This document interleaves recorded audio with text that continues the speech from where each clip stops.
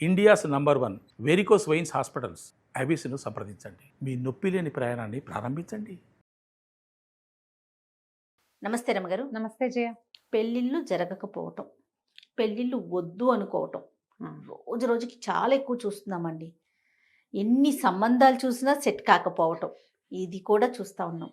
అసలు ఆడపిల్లలు దొరకట్లేదు, మగపిల్లలు దొరకట్లేదు రమ్మగారు, అన్ని కమ్యూనిటీస్లోనూ. ఇక్కడ అక్కడ అని లేదు. మరి పిల్లలంతా ఏమైపోతున్నారు? యువతే ఉందని మనమేమో చాలా గొప్పగా చెప్పుకుంటా ఉన్నాము. నిజంగా రమ్మగారు అసలు పిల్లలే దొరకట్లా, ఇటు దొరకట్లా అటు దొరకట్లా. 15 మంది మగపిల్లల సంబంధాలున్నాయి నా దగ్గర. ఓహో 15 మంది, 2-3 ఆడపిల్లలు ఉన్నారు. ఈ 15 మంది అబ్బాయిలు 2-3 ఆడపిల్లలకి సెట్ గారు. ఈ 15 మందికి అమ్మాయిలు దొరకరు. ఎవరితో మాట్లాడినా ఏదో చెప్తారు. ఏవో వాళ్ళవేవో రిక్వైర్మెంట్లు, వీళ్ళవి మీట్ అవ్వరు, వీళ్ళకున్నవేవి వాళ్ళకి నచ్చవు, వీళ్ళు ఒప్పుకున్నవేవి వాళ్ళకి జాలవు. అది ఎవరి రిక్వైర్మెంట్ ఎక్కడ సెట్ అవుతుందో మనకు తెలియదు. అవుతూనే ఉన్నాయి పెళ్ళిళ్ళు అవ్వకుండా ఏం లేవు, పెళ్ళి అయిపోతూ ఉంటాయి. ఈ మధ్యలో ఏంటంటే ఈ బ్యాడ్ ఎగ్జాంపుల్స్ జరుగుతూ ఉంటాయి. కొన్ని కొట్లాటలు, రచ్చకెక్కిపోవటాలు, వీధులకు ఎక్కటాలు, పోలీస్ స్టేషన్లకు ఎక్కిపోవటాలు, ఫేస్బుక్లకి ఎక్కిపోవటము, తర్వాత డివోర్స్లు, ఫ్రెండ్స్లో ఎప్పుడు దిక్కుమాల పెళ్ళి అనవసరంగా చేసుకున్నానన్న ప్రచారాలు. దీంతో ఈ బ్యాచులర్ పిల్లలకి ఎందుకు వచ్చిన పెళ్ళిరా దేవుడా అన్న భయం. అవును, ఇలాంటి ప్రాబ్లమ్స్. ఫారిన్ కంట్రీస్లో ఉన్న పిల్లలకేమో ఇండియా నుంచి తెచ్చిన పిల్లలతో ఉండే అవస్థలు అక్కడున్న ఫ్రెండ్స్ చెప్తారు. అందుకని ఇండియా నుంచి పిల్లలొద్దు, నాకు అక్కడే ఉన్న పిల్ల కావాలి. మళ్ళీ అక్కడే ఉన్న పిల్లలు వీళ్ళు ఎవరితోటైనా ఉంటున్నారేమో, ఎవరితోటైనా ఇదవుతున్నారేమో, వీడుంటాడు అది ఉండకూడదు అనుకుంటాడు. ఇదో ప్రాబ్లం. ఆడపిల్లలకు కూడా ఇలాంటివే. వాళ్ళు ఆల్రెడీ అక్కడ ఉంటారు. ఇక్కడున్న మగపిల్లల్ని మోసుకెళ్తే వీళ్ళకి ఇన్ఫీరియారిటీ కాంప్లెక్స్, వాళ్ళకి సుపీరియారిటీ కాంప్లెక్స్, ఈ రెండు కలిసి అదేదో తృతీయ కాంప్లెక్స్ అవుతుంది. అందుకని అక్కడే ఉన్న అబ్బాయిలు కావాలి. మళ్ళీ వేరు ప్లేసులు కాకూడదు, ఏజ్లు ఇంత డిఫరెన్స్ ఉండకూడదు, ఓన్లీ 2 ఇయర్సే ఉండాలి, లేదా 3 ఇయర్సే ఉండాలి. 2 ఇయర్స్ అమ్మాయి పెద్దదైనా పర్వాలేదు, కానీ అబ్బాయి మాత్రం పెద్దవాడు కాకూడదు. జనరేషన్ గ్యాప్ వస్తుంది, ఐడియాలజీ మారిపోతుంది, కంపాటబిలిటీ ఉండదు. ఎన్ని వింటున్నాము, ఇదే కథగా ఉంటుంది. ఈ సందట్లో లవ్ మ్యారేజ్లు అయిపోతుంటాయి, సెకండ్ మ్యారేజ్లు అయిపోతున్నాయి. కానీ పెళ్ళి ఎప్పుడు శేషప్రశ్నగానే ఉంటుంది ఈ రోజుల్లో. అవునండి. ఏదైనా సంబంధం చూస్తే మనం చుట్టాల్లో చూడాలా, ఎక్కడైనా మ్యాట్రిమోనియల్స్లో ఇవ్వాలా. మ్యాట్రిమోనియల్ పెళ్ళిళ్ళు ఫెయిల్ అయినవి కనపడ్డాయి అనుకో, అమ్మో మ్యాట్రిమోని వద్దు చుట్టాల్లో చేయాలనుకుంటారు కొంతమంది. ఈ చుట్టాల్లోనే చూస్తుంటే చుట్టాల్లో క్లోజ్ రిలేషన్స్ పెళ్ళిళ్ళు అడ్డంగా ఫెయిల్ అయిపోయినవి చూసి అమ్మో క్లోజ్ రిలేషన్లో చేసుకోకూడదు, బయట వాళ్ళే నయం అనిపిస్తుంది. ఇంకోసారి మన అనుభవం దృష్ట్యా మనం ఏం చేస్తాం, మనకు వచ్చిన ఐడియాలజీని స్ప్రెడ్ చేస్తాం. ఈ స్ప్రెడ్ ఎంతవరకు వెళ్తుంది? ఇప్పుడు మీ ఇంట్లో మా పిల్లలు ఉన్నారనుకో పెళ్ళికి, మా ఇంట్లో ఏదో పెళ్లి ఫెయిల్ అయిందనుకో, అమ్మలక్కలు ఇద్దరు మాట్లాడినేటప్పుడు అయ్యి బాబా ఈ పెళ్ళిళ్ళు ఏమిటోనమ్మా, వాళ్ళు చెప్పారని చేసుకున్నాం, మ్యాట్రిమోనియల్స్ వాళ్ళు ఇచ్చారు, ఏదో కనుక్కున్నాం, తీరదస్తే అలా అయింది ఇలా ఏదో, అమ్మో అది పనికిరాదు. మేము క్లోజ్ రిలేషన్స్ చేసుకున్నామండి, మాది అడ్డంగా ఫెయిల్ అయిపోయింది, మొహాలు చూసుకోలేకుండా అయ్యాం, ఇప్పుడు చుట్టాలు పక్కలు విడిపోవాల్సి వచ్చింది అని వాళ్ళు చెప్తారు. ఇప్పుడు ఎక్కడ చేయాలి? ఇవి ఇలా నడుస్తూనే ఉంటాయి కదా. అవునండి, అవునా? పెళ్ళిళ్ళు స్వర్గంలో జరుగుతాయిట కదా. ఈ మేడ్ ఫర్ ఈచ్ అదర్ జంటలు ఈ కాలంలో లేవు, ఉండవు. ఎందుకంటే మనము సెల్ఫ్కి పీట వేసే కాలం ఇది. అమ్మాయి సెల్ఫిషే, అబ్బాయి సెల్ఫిషే, అమ్మాయి అమ్మా నాన్న సెల్ఫిషే, అబ్బాయి అమ్మా నాన్న కూడా సెల్ఫిష్గానే ఉంటారు. లోకమే అది ఇప్పుడు. ఈ సెల్ఫిష్ వ్యవహారాల్లో ఏదో రకంగా సర్దుబాటు చేసుకుని పెళ్లి చేసుకోవాలి. ఇందులో ఈ మొత్తంలో ఇంకొకటి ఉంది సినేరియో, వేరే కథ ఒకటి ఉంది. జాతకాలు, కుజదోషాలు, ఈ 2 జాతకాలు కుదరలేదు, పాయింట్లు చూస్తారు కొంతమంది, నక్షత్రాలే లెక్కబెట్టి అసలు నక్షత్రమే కలవలేదని మానేస్తారు ఇంకొంతమంది. ఆయన ఎవరికో గురువుగారు చూపిస్తారు, గురువుగారు అఖండ బ్రహ్మాండంగా ఉంది, 32 పాయింట్లు కలిసాయి అంటారు. కితనే గుణ్ మిలే అంటుంటారు హిందీ వాళ్ళు కూడా, బహుత్ గుణ్ మిలే అంటారు. ఈ గుణాలన్నీ కలిసినాయని పెళ్లి చేసుకుంటారు, తనేస్తుంది పెళ్ళి. ఇప్పుడు గుణాలు ఎక్కడ కలవలేదే, అక్కడ జాతకాలు చూసినా ఫెయిల్ అవుతాయి, చూడకపోయినా ఫెయిల్ అవుతాయి. చూడకపోయినా సక్సెస్ అవుతాయి, చూసినా సక్సెస్ అవుతాయి. సక్సెస్ ఆ పెళ్లి మీద రాయబడి ఉంటుంది, కానీ ఆ ప్రత్యేక పెళ్లి మీదే దాని సక్సెస్ ఆధారపడి ఉంటుంది. అందులో ఫ్యామిలీస్ సర్దుకునేవాళ్ళు, పెద్దవాళ్ళు మంచి మాట చెప్పేవాళ్ళు, పిల్లలే సర్దుకునేవాళ్ళు, పర్వాలేదులే ఇలాగే ఉంటాయి అని ఆలోచించుకునేవాళ్ళు, లేదా ఎవరైనా మంచి సలహా చెప్పేవాళ్ళు, నలుగురు పెద్దవాళ్ళు కూర్చుని కలిపేసి ఏదో పర్వాలేదు అలాగే ఉంటుంది ఇంతేనని చెప్పి ఉంటే ఆ పెళ్లి ముందుకెళ్తుంది, లేకపోతే లేదు. మళ్ళీ ఈ సందట్లో ఇంకో సినేరియో ఉంది. అబ్బాయిల తాలూకు తీవ్ర ప్రకృతి, అమ్మాయిల తాలూకు తీవ్ర ప్రకృతి.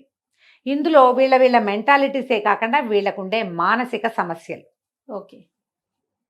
మళ్ళీ అందులో ఇంకొక పాయింట్ కూడా, ఈ అమ్మాయిది కానీ అబ్బాయిది కానీ డిస్టర్బ్డ్ ఫ్యామిలీ హిస్టరీ. వాళ్ళ ఇళ్లలో చూసుంటారు అత్తగారులు రాక్షసులుగానే ఉంటారని, పెళ్ళామంటే పిశాచమని, ఏ మగవాడైనా వాడిని నమ్మకూడదు మగవాళ్ళని. అందుకని పెళ్లి చేసుకుని దగ్గరించి మొగుడు మీద అనుమానంగానే ఉంటుంది. పెళ్ళాన్ని ఎంకరేజ్ చేయకూడదని ఉంటుంది మగవాడికి. అత్తగారు అసలు ఆవిడ అంటే అందని, అందంటే అందని, నుంచుంటే నుంచుంది, కూర్చుంటే కూర్చుంది. అత్తగారులు ఇలాగే ఉంటారు. వాళ్ళు ఏమన్నా తప్పే, నుంచుంటే నుంచున్నామంటారు. ఇదే గోల. ఇప్పుడు ఇన్ని సినేరియోల్లో ఈ గోలల్లో పెళ్ళిళ్ళు సక్సెస్ అవుతాయా లేదా అనేది క్వశ్చన్ మార్క్. సరే, ఇన్ని క్వశ్చన్స్లో అసలు క్వశ్చన్ ఏంటి? అసలు క్వశ్చన్ ఏంటంటే పెళ్లి కావాలంటే ఏం చేయాలి, ఏ దైవ దర్శనం చేసుకోవాలి? పెళ్ళి కావాలన్నా, పెళ్ళి సక్సెస్ కావాలన్నా 2 విధాలు చేయాలి. వివాహాలు కావట్లేదు అంటే సాధారణంగా పెద్దవాళ్ళందరూ చెప్పేవి 2-3 ప్రత్యేకమైన దైవ దర్శనాలు. ఒకటి ప్రఖ్యాతమైన మురమళ్ళ వీరభద్రేశ్వర స్వామి దేవస్థానం, భద్రకాళి సమేత వీరభద్రేశ్వరుడు. మురమళ్ళ మనం ఇది వరకు చెప్పాం ఈ మాట.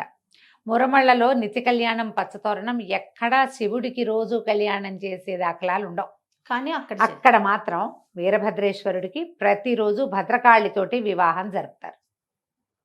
అక్కడ వివాహానికి వెళ్ళి స్వామివారికి దండం పెట్టుకుని మా పిల్లలకి పెళ్లి జరగాలని ఆ పూట అర్చన చేయించుకుని అడిగి వస్తే పిల్లలకి వివాహాలు అవుతాయని మళ్ళీ వెళ్ళి కళ్యాణం జరిపించాలి అక్కడ ఆ పిల్లల్ని తీసుకుని వెళ్ళి. ఓహో, ఇది లెక్క. అయితే ఇందులో 80% అవుతాయి జయ. మేము వెళ్ళామండి మాకు అవ్వలేదు అని చెప్పిన వాళ్ళు కూడా కొంతమంది కనపడతారు. వాళ్ళకి అక్కడ కూడా సెట్ కాని జాతకాలు పాపం వాళ్ళవి.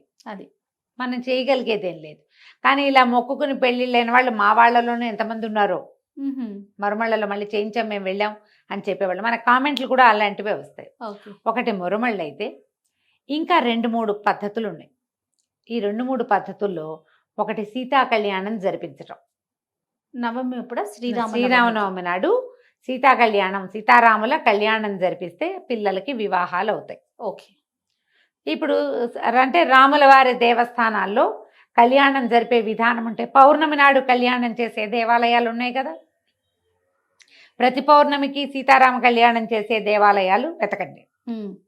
నాకు ఒంటిమిట్ట రామాలయంలో కూడా చేస్తారు. అది సీతా కళ్యాణం చేస్తారా లేకపోతే పౌర్ణమికి అభిషేకమో నాకు గుర్తులేదు, కానీ ఇలాంటిది ఉంది. ఇట్లా మీరు కనుక్కోండి. మీ చుట్టుపక్కల దేవస్థానాలు ఉంటాయి కదా, మన ప్రాంతంలో ప్రఖ్యాత రామాలయాలు. కళ్యాణం నెల కళ్యాణం జరుగుతుందా కనుక్కొని అక్కడ కళ్యాణాలు జరిపేస్తే పిల్లలకి వివాహాలు అవుతాయి, ఆడపిల్లలకి ముఖ్యంగా. ఓహో. తర్వాత ఇంకా సుబ్రహ్మణ్యేశ్వర స్వామి కళ్యాణం జరిపించినా కూడా వివాహాలు అవుతాయి.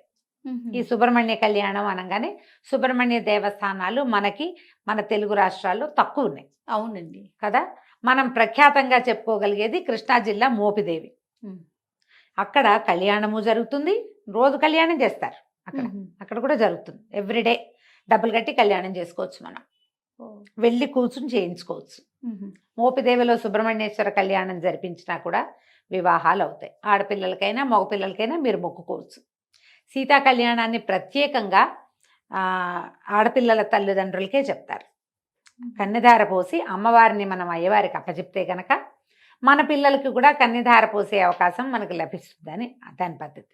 సుబ్రహ్మణ్య కళ్యాణం ఆడపిల్లలు మగపిల్లలు ఎవరి పేరెంట్స్ అయినా మొక్కుకోవచ్చు. మోపిదేవిలో ప్రఖ్యాతమైంది ఏంటంటే సంతానానికి పెట్టింది పేరు సుబ్రహ్మణ్యుడు. అక్కడ చాలా విశేషంగా అవుతుంది. ఏముంది, ఇప్పుడు బస్ ఎక్కితే బందర్ వెళ్ళిపోతాం హైదరాబాద్ నుంచి. ఏ ఊరు వాళ్ళైనా చాలా సులువుగా మచిలీపట్నం చేరుకోవచ్చు.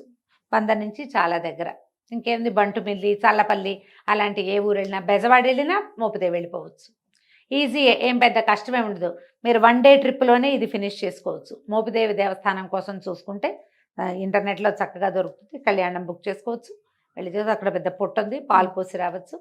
స్వామివారికి మనం ఇప్పుడు సంతానం కలిగితే కూడా మనం అక్కడ మొక్కుకుని సంతానం కలగచ్చు. మా 2 పిల్లలకి తలనీలాలు మేము అక్కడే ఇచ్చాం. ఓ మా వాళ్ళు సుబ్రహ్మణ్యం మొక్కు వాళ్ళే. అదే మనకి పద్ధతులు ఉంటాయి కదా ఇళ్లలో, పట్టు పాటించుకుంటే సరిపోతుంది. ఇవి కాకుండా మనకి తమిళనాడులో ఆరుపడే వీడు అంటారు. షణ్ముఖ క్షేత్రాలు 6 ఉంటాయి. ఒకవేళ కుదిరితే కనుక పళని, తిరుచెందూరు, తిరుత్తణి, తిరుపరకుండ్రం ఇవి ఉన్నాయి కదా స్వామి బల. తర్వాత ఏమో ఇవే 6. ఈ 6 మీకు ఏది కుదిరితే అది చూడండి. 6 కుదిరినాయా సంతోషం. సంతోషం. సుబ్రహ్మణ్య దర్శనం వల్ల కూడా వివాహాలు అవుతాయి. ఇంకొకటి తెలుగునాట ప్రఖ్యాతమైన ఇంకొక పాయింట్ ఏంటంటే రుక్మిణీ కళ్యాణ పఠనం. వివాహాలు అవ్వట్లేదు, వివాహాల అసలు సంబంధాలు రావట్లేదు, లేకపోతే మనకు అనురూపమైన వాళ్ళు దొరకట్లేదా, ఫలానా లాగానే కావాలంటే మన ప్లాన్ ప్రకారం అవ్వట్లేదు, అలాంటప్పుడు పిల్లలు లేదా మాట వింటలేదు, పిల్లలు పెళ్లి చేసుకోమంటారు, వాళ్ళు కూడా రుక్మిణీ కళ్యాణాన్ని ఇంట్లో పారాయణ చేసుకున్నా చేయించినా పిల్లలే చదువుకున్నా రోజువారీ ఆ ఇంట్లో రుక్మిణీ కళ్యాణ ఘట్టపారాయణం జరుగుతూ ఉంటే మెల్లిగా పిల్లలకి వివాహాలు అవుతాయి. ఓకే, వీటిలలో ఏదైనా చేయొచ్చు. మళ్ళీ ఇందులో మన పెళ్ళి అయిపోయాక పెళ్ళి సక్సెస్ అవటానికి కూడా ఈ దైవాలే పనిచేస్తారు. వివాహం సక్సెస్ అవ్వాలంటే రాముల వారే.